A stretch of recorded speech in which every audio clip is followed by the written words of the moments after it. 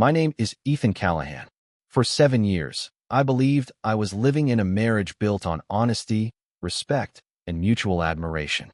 My wife, Monica, was radiant, driven, and effortlessly captivating, the kind of woman who turned heads when she entered a room. Even after all those years, I'd still feel a little jolt in my chest whenever she walked through the door. But lately, that feeling had started to shift into something else. Not love, not all. Something far darker, doubt. It started subtly. For months ago, Monica began working later than usual. At first, she'd call or text, explaining meetings had run over or there was a deadline looming. I didn't question it. She'd never given me a reason to. But the excuses became more frequent, 3 late nights in a single week, which was completely out of character for her. Monica was the type to organize her time down to the minute. Spontaneity didn't exist in her world, not unless it was planned. Then came the small things. One night, as she leaned in to kiss me hello, I caught the unmistakable scent of a man's cologne. It wasn't mine. I knew because Monica was borderline obsessive when it came to details. She wore the same perfume every day, styled her hair the same way, even used the same brand of lipstick without fail. But that evening, her lipstick was smudged. Just enough to notice. Just enough to wonder.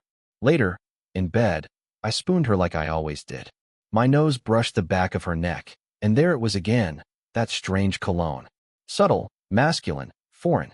I didn't know much about fragrances, but I knew it wasn't the White Shoulders perfume I'd bought her last Christmas.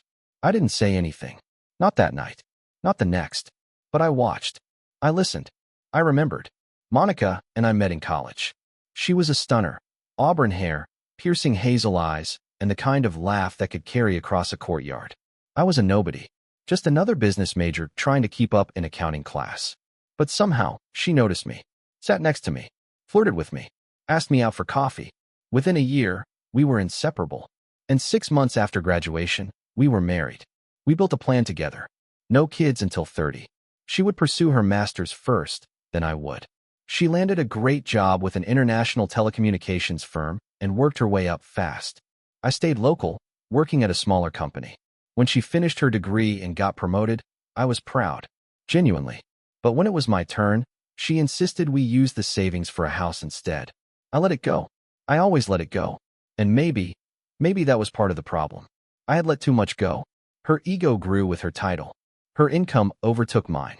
And somewhere along the way, she stopped seeing me as her partner and started seeing herself as something more, the superior half of a mismatched pair. The man who wormed his way between us was named Hendrik Voss, a 6 feet 4 inches, blonde, Dutch transfer from her company's Netherlands office. He had that European charm, speaking 3 languages, dressing like he walked off a Milan runway, flashing smiles that could melt glass. She mentioned him constantly when he first arrived. I heard his name at least once a day. Then, like someone hit mute, she stopped mentioning him altogether.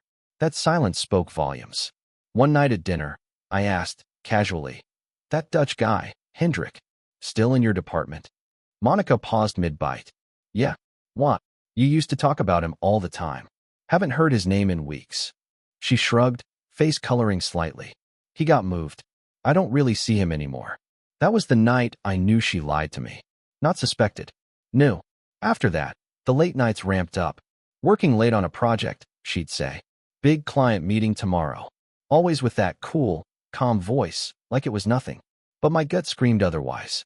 I imagined her in some dim office, laughing at a joke he told, maybe touching his arm, maybe letting him brush her hair off her face. And as much as it killed me, I said nothing. Not yet. Because I didn't want to accuse without proof. Because, stupidly, part of me still hoped I was wrong. Monica was always beautiful, but these days, there was something extra in the way she carried herself. A confidence that wasn't meant for me. A smile that lingered just a little too long when she glanced at her phone. She'd walk through the door, toss her bag on the table, and greet me with a breezy "Hey, babe," like nothing was amiss. But I could smell him on her. Not just his cologne, him. The way she smelled different after a kiss. The way her skin shimmered like it had been touched too recently. Still, I waited. Because I needed her to come to me. To lay it all out. And when she did, I wasn't going to scream. I wasn't going to cry. I was going to listen. And then I was going to show her just how much damage silence could do when it came from a man who'd finally reached his limit. I'd spent weeks watching Monica drift further from me, convinced that if I waited long enough, she'd catch herself, realize what she was risking. But I was wrong. That night, as I sat on the couch reading, pretending to care about the words on the page, I heard her heels clicking down the stairs. She'd changed clothes. Tight-fitting cornflower blue dress, hem resting halfway up her thighs, a neckline that left little to the imagination. She was wearing perfume, but not the one I gave her. No, this was new, exotic, expensive, for someone else. Her voice was soft when she approached, a mock sweetness that didn't fit her expression. "Dinner's in the microwave," I said flatly, not looking up. "Just needs about a minute." "Thanks, babe," she replied, like this was just another night. Then she paused. "Can we talk?" I closed the book slowly, placed it on the coffee table, and finally looked at her. Her face was composed, but there was a glimmer of something behind her eyes. Guilt? Excitement? I wasn't sure yet, but I knew I wasn't going to like what came next. "I want a hall pass," she said. For a moment, the air disappeared from the room. My mind scrambled to process what I'd just heard. My ears knew, but my brain refused to believe. "Pardon me?" I asked, even though I'd heard her perfectly. Monica shifted her weight. "Just for this weekend," she said. "I need to spend time with Hendrik, to work out some feelings." Her voice was steady. She wasn't asking permission. She was announcing a decision. "I love you, Ethan," she added, as if that made it better. "This is just something I have to do. But I'll come back to you. I'll spend the rest of my life showing you how much I love you." The absurdity of it all was staggering. She was standing in our home, wearing a dress she didn't put on for me, asking for a weekend to cheat, wrapped in the language of love. My stomach turned. "And what happens," I asked carefully, "if you decide after this weekend that once isn't enough? What if you need him again? What if one weekend turns into 2, or 3, or forever?"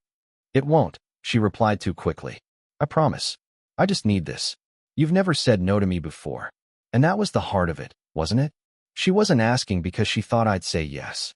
She was counting on the fact that I never said no, that I'd nod, smile, and swallow the betrayal like I'd done with every dream of mine we put on hold.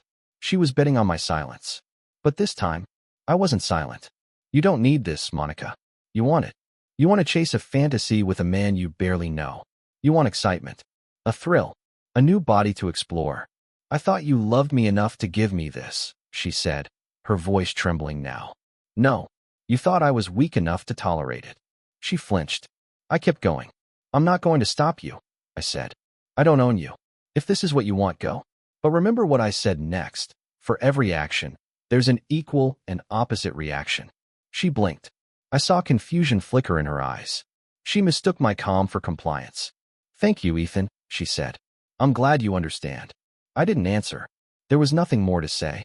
The next evening, she sat at the kitchen table, sipping coffee, legs crossed, lipstick fresh. Her small bag was by the door, light enough for a weekend, heavy enough for betrayal. She wore that same dress. It clung to her body like sin. When I walked in from work, she smiled. "I'm pretty sure of my loving husband," she said softly. I raised an eyebrow. "You certainly are dressed like someone sure of herself." She walked over and tried to kiss me goodbye. I leaned just enough for her lips to graze my cheek, then turned away. "Have a great weekend," she whispered. I looked into her eyes for what felt like the last time. "God, I loved you so much," I murmured. She smiled, missing the past tense completely. As the door closed behind her, I didn't cry. I stood in silence for a long time, staring at the space where she'd stood. And then I got to work. Trash bags. A couple of boxes. The sharp rustle of fabric being shoved into plastic. I was calm, focused. I packed every piece of her clothes, her jewelry, her cosmetics. I lined it up by the door like she'd lined up her excuses. Then I sat down, cracked open a beer, and played Young Frankenstein on the TV. While she was in a hotel bed with a man who wasn't her husband, I was saying goodbye to the woman who no longer was my wife. She just didn't know it yet. I didn't sleep that Friday night. Not a wink. I sat in the dark, replaying her words in my head. "I love you, Ethan. I just need this." The irony clawed at me like broken glass across my chest. She said she loved me, yet she was somewhere else, tangled in the arms of another man. And me? I was sitting in my own living room, watching Mel Brooks try to make me laugh through the sound of my heart slowly tearing apart. Her bag was gone. Her scent still lingered faintly on the stair rail. The dress she wore was seared into my brain like a brand I never asked for. But more than anything, it was the casualness that haunted me. She'd floated out the door like she was going on a yoga retreat, not walking straight into adultery. I knew exactly where she was. The Van Meer Hotel, downtown, with Hendrik Voss. She didn't even try to hide it. They'd planned it for weeks. I could see it now, her spinning in the mirror, fixing her hair, spritzing herself with perfume not for her husband, but for a stranger with an accent and a tan. And as she undressed for him, as she let him trace places on her body I once called sacred, I wondered, was she comparing? Was she thinking of me? Or had I already become a footnote in her memory? A boring comfort she'd outgrown? She thought this would be a fantasy. She thought giving herself to someone new would unlock something exciting, that it would validate the ego boost she'd been feeding for months. But fantasies have sharp edges, especially when they're built on betrayal. Saturday morning came. The sun poured in like a cruel joke. I sat at the kitchen table with cold coffee and a stack of bills, pretending I gave a damn. I didn't turn on the news. Didn't open my laptop. I just existed. By mid-morning, I decided to finish what I'd started. I went upstairs, opened our closet, and packed the rest of Monica's things. This time I wasn't just going through the motions. I was meticulous. Every dress, every blouse, every pair of designer heels she ever bought with our money, I folded and stuffed into trash bags like dirty laundry. Her expensive jewelry, gifts I'd once saved months to buy, I placed in a box with a note on top. Take what you need. Leave what you don't. It no longer matters. I stacked them by the front door like a row of silent witnesses. The house felt empty, but not in the way you'd expect. It was peaceful, like the storm had passed and left behind clarity. I cracked another beer and sat in my recliner, staring at nothing. I didn't cry. I didn't yell. I just kept thinking, she thinks this is temporary. But I knew better. What Monica didn't understand was that love doesn't survive conditional betrayal. You don't get to pause a marriage, try something new, then hit resume like nothing ever happened. There's no return policy on giving your body to another man. No reset button for disloyalty. Once she crossed that line, she didn't just cheat on me. She killed us. Meanwhile, I imagined her lying in a hotel bed beside Hendrik, eyes closed, a smug smile on her lips. Maybe she thought of me once or twice. Maybe she felt guilt. Or maybe she didn't. Maybe she was too busy convincing herself that I'd forgive her, that I always did. That Ethan, the loyal husband, the quiet one, would still be here, arms open, ready to forget once the fun was over. But this time, I wouldn't be. By Sunday evening, I was emotionally exhausted. I wasn't even angry anymore, just done. I sat in silence, waiting. I didn't know exactly when she'd walk back in, but I had rehearsed the moment 1,000 times. Not a single version included forgiveness. When her car finally pulled into the garage, I didn't flinch. I muted the TV, leaned back in my chair, and stared at the door. A minute later, it swung open. "Hey, I'm home," she called, like she'd just returned from a business trip. Like nothing happened. I didn't reply. A few seconds passed before she walked into the family room, dressed casually now, hair freshly brushed. She looked annoyed that I hadn't greeted her. That's when she saw the bags. Her eyes narrowed. What's with the bags by the door?" she snapped. Still seated, I didn't turn to look at her. "Just making things easier. For when I serve you divorce papers." Her breath caught. I heard it. Then the rustle of her rushing over, opening a bag. "This isn't funny, Ethan. What the hell are you doing?" I stood up slowly, met her eyes. "What I told you I would do. You made your choice, Monica. I'm making mine." Her voice trembled now. No, we're not doing this. It was one weekend. Just one. It only takes one," I said, stepping past her. She grabbed my arm. "We've been together 12 years. That has to mean something." "It did," I whispered, "until you threw it away for one night with someone who couldn't even measure up." And with that, I left her standing there, surrounded by the ruins of the life she dismantled for a forgettable fling. Monica didn't leave that night. I think part of her still believed she could reverse everything with a few tears and a well-rehearsed apology. But I'd heard enough. I'd seen enough. And I was finished pretending that betrayal could be undone with lipstick smiles and promises soaked in selfishness. She stomped around the house for an hour after our confrontation, dragging bags up the stairs with the fury of a toddler denied dessert. I didn't help. I didn't offer her a hand. I just watched from the bottom of the staircase as she struggled to haul her designer luggage full of lies into the guest room. "This is still my house too," she shouted at one point. "Not for much longer," I replied coldly. When she finally retreated upstairs, I sat back in my recliner, trying to find peace in the sound of silence. But even that betrayed me. The house was too quiet, too empty. The quiet no longer meant peace, it meant mourning. The next morning was even worse. She made coffee like it was just another Sunday, sat at the kitchen island, flipping through the newspaper like nothing had happened. She cracked it loudly, probably trying to force some kind of normalcy, or maybe just trying to get my attention. She didn't speak until I was halfway through my cup. "Aren't you going to ask me how the weekend went?" she asked, almost smug. I looked at her over the rim of my mug. Why would I want to know the details of how my wife cheated on me? I assumed there was plenty of sex. That's what cheating women do, right? Her face twitched. I hit a nerve. "Well, we also went out to eat," she replied, defensive. "Tried new restaurants. Walked around the city. Had fun." I gave her a slow nod. "Glad you had fun. Maybe one of your girlfriends will care. Your husband, however, doesn't." The more she talked, the more I saw it, disappointment. It wasn't just that I was angry. It was that I wasn't begging for her. I wasn't crying or demanding answers. I was done, and she hadn't expected that. Monica had built the whole weekend up in her head. She imagined a passionate affair with a man she fantasized about, then coming home to a husband who'd forgive her, maybe even chase her. What she got instead was me, stone cold, resolute, and emotionally evacuated. That same Monday, I spent the day doing what she clearly never expected. I began dismantling the life we'd built together. I contacted my bank, split the joint accounts, and opened new ones in my name only. I started making a list of attorneys. I wasn't rushing. I was precise. When I came home, Monica was quieter. I could tell she felt the shift. She didn't speak to me until dinner. "Ethan, can we talk?" I didn't look up. "You're still here, aren't you? I mean, really talk. I know you're upset. I know I hurt you. You didn't just hurt me, Monica. You disrespected me. You took 12 years and lit them on fire. You took our vows and treated them like a game. I told you first," she snapped, her tone sharpening. I put my fork down slowly. "Telling me you were going to cheat doesn't make it any less of a betrayal. That wasn't communication. That was warning me before you pulled the trigger." She stood up from the table. "You're acting like I killed someone."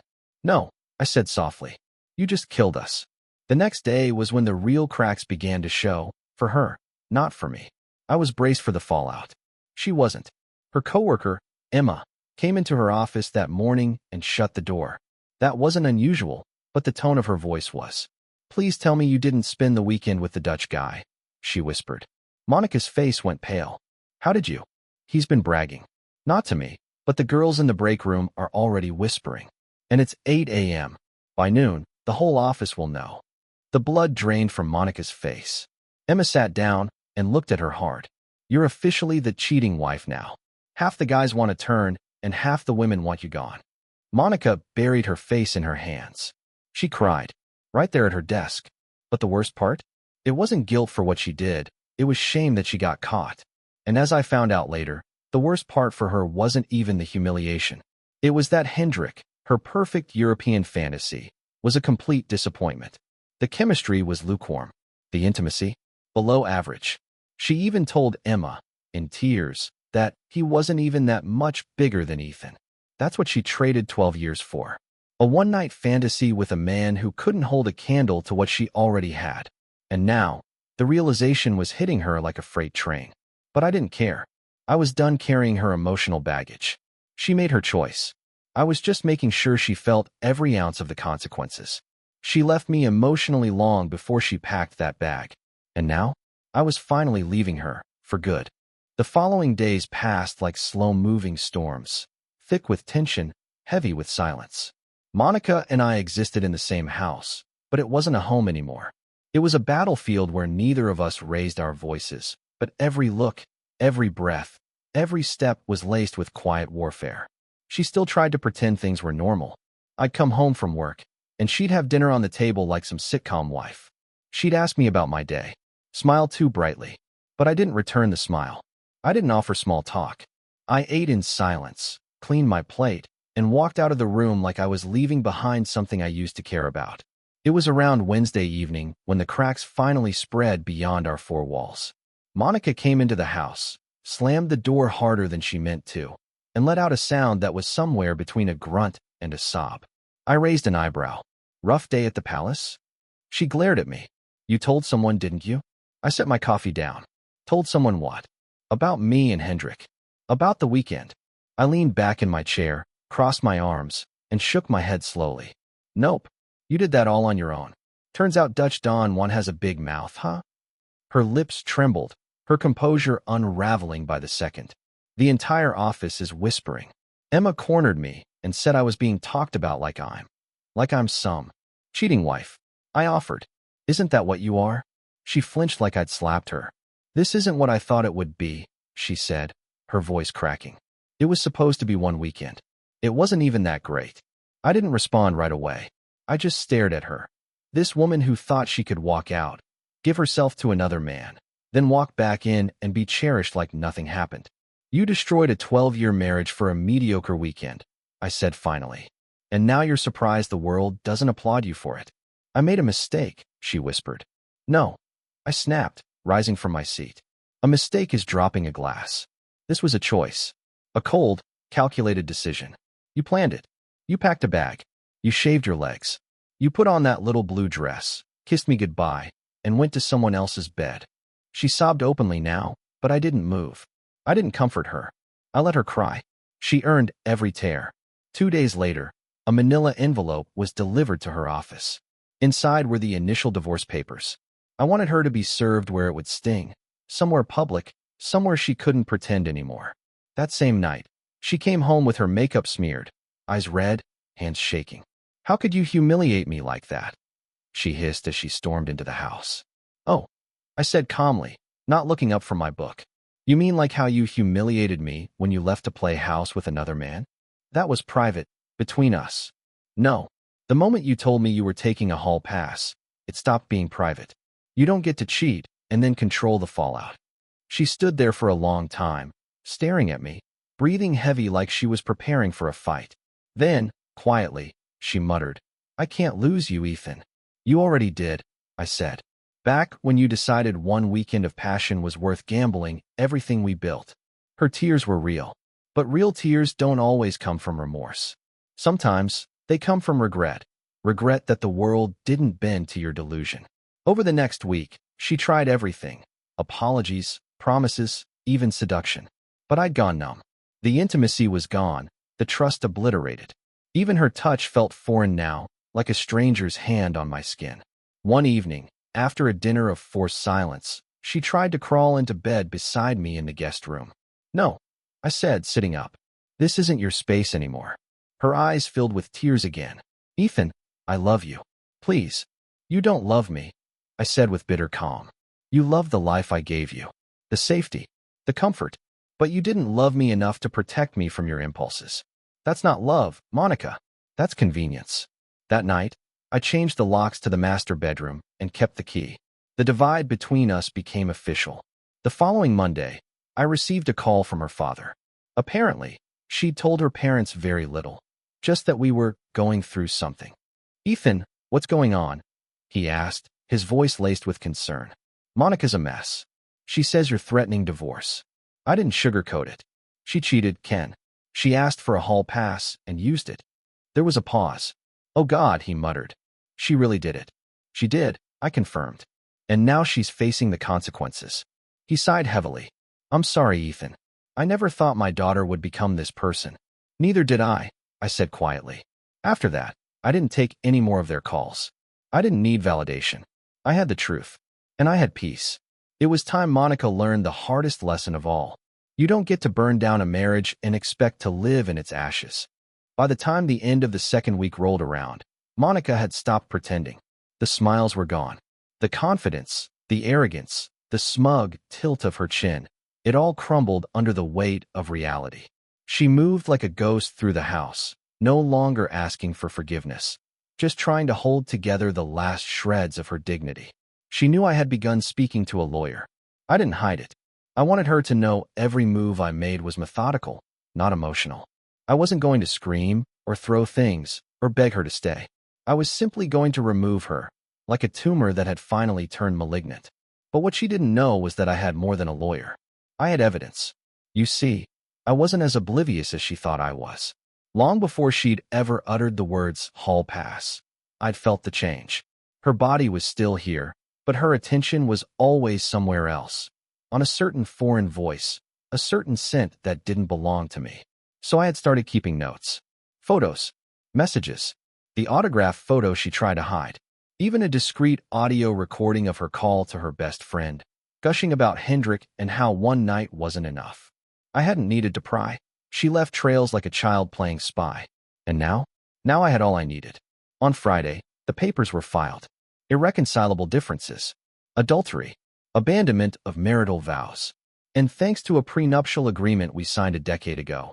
Ironically, one Monica had insisted on. We both knew what that meant. If she cheated, she lost everything. No spousal support. No claims to joint assets. It was clean, cold, and legal. That night, Monica came home late from work. She walked in wearing sweatpants, hair tied up, makeup smeared like she'd rubbed it off in a panic. Her eyes were already puffy before she even spoke. I got served, she said softly. I nodded. I know. You actually did it. I told you I would. I replied, not looking up from the dinner I was finishing. She hesitated in the doorway, unsure of where she belonged now. Can we talk? We've done enough talking, Monica. Everything that needed to be said was said the night you packed that bag. Her voice broke. I made a mistake. I've said I'm sorry. And I've said it doesn't matter. Saying sorry doesn't unsleep with someone. You didn't trip and fall into his bed. You planned it. You wanted it. And now you get the full result. She began to cry again, loud, choked sobs that echoed through the kitchen. You're punishing me too harshly, she cried. You're ruining my life over one weekend. I turned to her finally, eyes steady. You ruined it. And not just yours. Mine too. You don't get to rewrite that. The next few days, she barely left her room. She stopped going into the office for a bit, probably because, by now, everyone knew. Word spread fast. The gossip about the cheating wife who ditched her husband for a fling with the Dutch VP had become office legend. Her best friend Emma told me later, in hushed tones, that Hendrik had been bragging about the weekend, loudly. Apparently, he described Monica as eager, wild, and surprisingly boring. That part hit her harder than anything I could have said. She came into the kitchen one morning, looking like she hadn't slept all night. Her voice was small. I can't face them, Ethan. They're all whispering. I didn't reply. I'm not that person, she added. I didn't mean to become her. But you did, I said flatly. You chose to. She stared at me like she didn't recognize who I was anymore. And the truth is, she didn't. She still thought I was the man who would forgive anything, endure anything, sacrifice everything. But that version of me died the night she gave herself away. Later that day, she got a call from Human Resources. Apparently, Hendrik had been making advances toward another coworker, someone younger, more naive. The HR department had concerns and wanted Monica to attend a meeting to discuss professionalism, gossip, and workplace discretion. She didn't come home after that meeting until late. Her face said it all: humiliation, rage, maybe even fear. For the first time, it seemed like she understood she had set something in motion that she could no longer stop. I might lose my job, she told me quietly that night. You already lost your marriage, I replied. She sat at the edge of the couch, hands trembling. You don't understand what it's like to be reduced like this. I turned to her, not angry, just cold. Yes, I do. I lived it the moment you looked me in the eye and said you were spending the weekend with another man. You reduced me to nothing, Monica. And now it's just your turn. She looked away, tears streaming down her cheeks. And for the first time since all this began, I didn't feel an ounce of pity. Because some lessons have to hurt to be learned. A week after the HR meeting, the silence in the house wasn't just heavy, it was suffocating. Monica barely spoke anymore. She moved around like a shadow in her own life, quiet as a ghost and just as lost. Every time our paths crossed in the hallway or kitchen, her eyes dropped like she couldn't bear to look at me. Or maybe she couldn't bear to look at herself. I'd become invisible to her, not because she didn't care, but because she finally saw me clearly. And that terrified her. I, on the other hand, had never seen things more clearly. Every act, every lie, Every manipulative attempt to play the victim now unfolded in my mind like a slow-motion car crash. She hadn't just destroyed our marriage.